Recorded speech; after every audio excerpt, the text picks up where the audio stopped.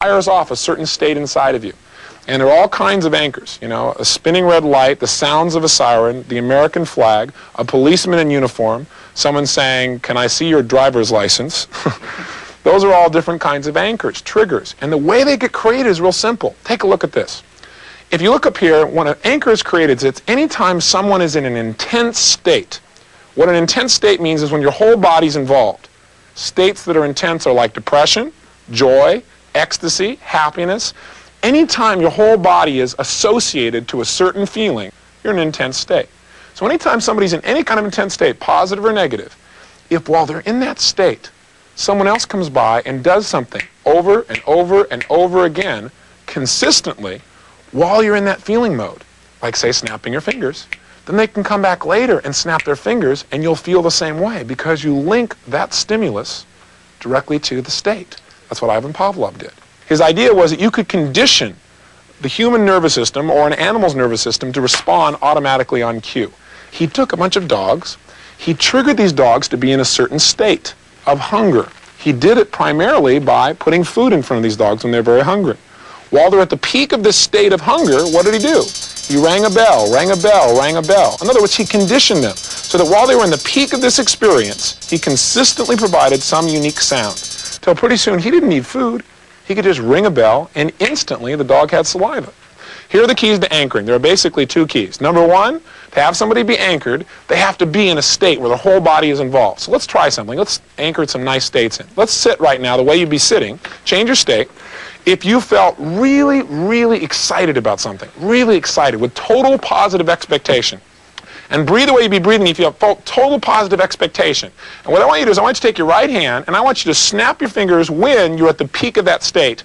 And every time you snap your fingers, make it like something that makes you feel even better. And I want you to do it 3 or 4 times until every time you snap your fingers, you feel better and better. Go ahead and try it. Stronger, where every time you feel even better, and you feel even better, and you feel even better, and then may even say something while you're doing it that makes you feel like, that's right. And say it the way that would make you feel even better, and even better, and even better, and even better. Excellent. Then stop for a second. Now, change to some other state. And notice how you change to another state. You change your body, don't you? Great. Now, what I want you to do is I want you to go from that state to snap your fingers in the exact same way, make the same sound, and notice what happens in your body. Go ahead. How many of you feel the instant state change? Now, that's a real simple example of anchoring. But you can see how powerful it is. Now, that's just one little anchor. What if every time in your day, what you did is you started your day by putting yourself in an outrageous state where you felt really positively expectant. You went, yes, yes, or whatever it is that you said, but you snapped your fingers about 5 or 10 times. And let's say later in the day something happens that doesn't feel so good. What do you want to be able to do? You want to be able to change states. So then all you do is reach back and you go, yeah, yeah. And although you may go, well, yeah, somebody's going to look at you and laugh. Let them laugh. Successful people do what the failures won't. And you want to manage your states. Everybody gets down and depressed. You don't want to be able to do that. You want to be able to shift. Everyone will go to that place, so will you, but you want to be able to shift in a moment. And this becomes a trigger. So there are really 4 keys to effective anchoring that are really important for you to remember. For an anchor to work, first, a person has to be fully associated. That is, they have to be in an intense state where their whole body is involved. If you wanted to anchor me, for example, and I was kind of like this right now, you could anchor me, but if I'm like this and my whole body's involved, it'd be a more powerful anchor. It would last longer and it'd be more effective.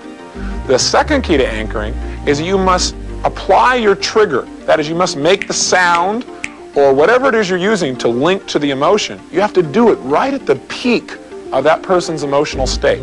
The third key is, if you're going to have an effective anchor, you need to make sure that once the person's in the state you want to anchor, let's say they're laughing, for example, while they're in this state of laughter that you want to anchor, you need to make sure you use a unique trigger or a unique stimulus. The last key, number 4, is you must make absolutely certain that when you set an anchor, you realize how you did it so that you can replicate that anchor effectively.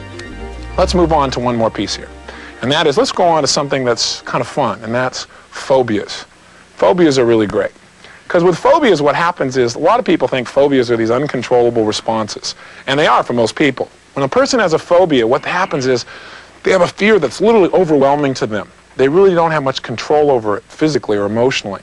And most people who go through phobias try and get traditional help, and a lot of times that help may require 2, 3, 4, 5, 6, 7 years of therapy or more. Now, fortunately, with neurolinguistic programming, what they've basically found out is what creates a phobia and how can you eliminate it. And the way they did that was finding out how phobia got started in the first place. And the way a phobia happens is basically it's a giant anchor. It's a giant stimulus response. Like maybe you know somebody who has a phobia to heights, that they're fine. If you get them walking here on the ground, no problem. Put them on a bridge and their whole body goes out of whack. Why? Because they've linked up unresourceful, fearful states to seeing a bridge. They can walk on the street fine. Some people have it for speaking in front of the room. You know, they can talk to you or me one-on-one, no problem. They go hi and talk to you. Put them in front of 8 people, and all of a sudden they become this person who has no control of their physical body. Now, all that is an anchor, a trigger. Now, I'd like to show you some ways to help change that. And the best way we could do that is select somebody who has a major phobia.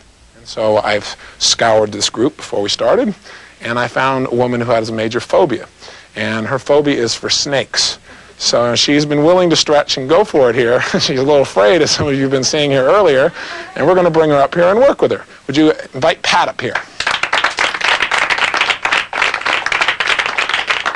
Great. How are you? Okay. Okay. Okay. Now, here's the key with doing work. If we want to help someone to change how they feel about something, it's very easy. We can change the way they picture things, we can change the distance, we can change the location, and they're going to change how they feel. When she thinks about snakes, I'm sure she represents it in a certain way. So we have to get her to disassociate, and there's a specific technique that we do to help people disassociate. First of all, we have something for you to see. Can we bring that thing forward that's for her to see here? Bring it a little closer to her. I'll take it. Yeah, your phobia is real heavy, isn't it?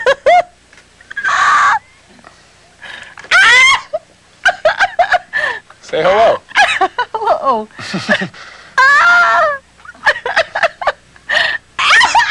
Okay, okay, we've demonstrated your phobia fine. Okay, now first she's laughing, but take a look at her eyes. Take a good look at her body. Okay, would you stand up for me?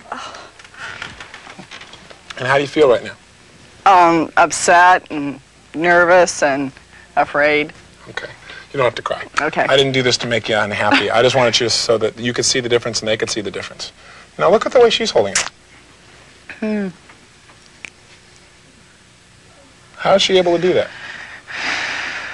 I don't know. That's a... Would you like to know? Sure. Okay, great. So here's what I want you to do. Turn towards, come over on this side for a second. Okay. Right here, like this. What I want you to do is forget about snakes for a second, because I don't Okay. want to talk to you about snakes. No, she goes, okay, no problem. Has there ever been a time in your life when you felt especially strong? Yes. You how you stand when you're especially strong. Great. And as she stands that way, what I'm going to do is reach over and touch her shoulder in a certain way. Now, you remember how you breathe when you feel especially strong? Yes. Okay. And I touch her shoulder right when she's breathing that way. What I'm creating is an anchor here. Now, what do you say to yourself when you feel really especially strong? I'm hot. You're hot. Good, good. And how does that feel when you're hot? Great, ecstatic, light. Good, good. Have you ever laughed hysterically? Yes. Okay, I mean where you were laughing not out of fear, but because it was fun? Right. Okay. Okay, good.